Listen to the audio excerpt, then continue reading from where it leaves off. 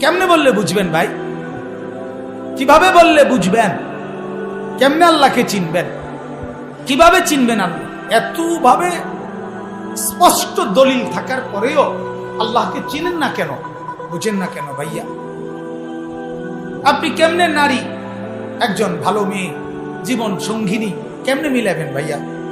ছেলেদেরকে বলতেছি, এই নিজে মোবাইল থেকে খুঁজে খুঁজে না, নষ্ট নারী খুঁজে খুঁজে, হ্যাঁ, উলঙ্গ নারী খুঁজে খুঁজে না, বিবস্ত্র নারী খুঁজে খুঁজে না, রাস্তার বখাটে মেয়ে খুঁজে খুঁজে আপনি প্রেমিকা বাইর করবেন।